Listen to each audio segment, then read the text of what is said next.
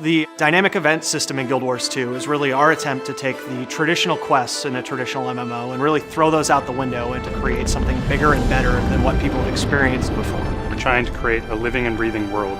So what that means is when you enter an area, there won't be static NPCs just waiting around for you to go up and talk to them. When you enter that area, there's going to be things happening. There's going to be centaurs attacking, other NPCs defending and having battle lines move back and forth. You'll see buildings on fire. You'll see catapults launching over the walls. Part of the problem with traditional MMO quests is nothing you did actually makes a difference in the world. You might walk up to a guy and he'll say, hey, my daughter got kidnapped by ogres and I need you to go rescue her. Well, in Guild Wars 2, what would actually happen is the ogres would come into the town in the form of a dynamic event. You would see them charge into the town, break down the walls, kidnap the daughter, and run off with her. And players could band together to try to stop the ogres from kidnapping her. And if they don't do that, the ogres take the daughter back to their cave and they put her there, and a new dynamic event kicks off in the world where you need to rescue her from the ogres. So it has meaning, it has consequence in the world. In Guild Wars 2, we don't penalize you for playing in groups. So in a traditional MMO quest, you're out in the world and you see another player running up, you go, no, they're gonna ruin my experience, they're gonna steal my kills. You'll get just as much experience as the other people fighting there with you,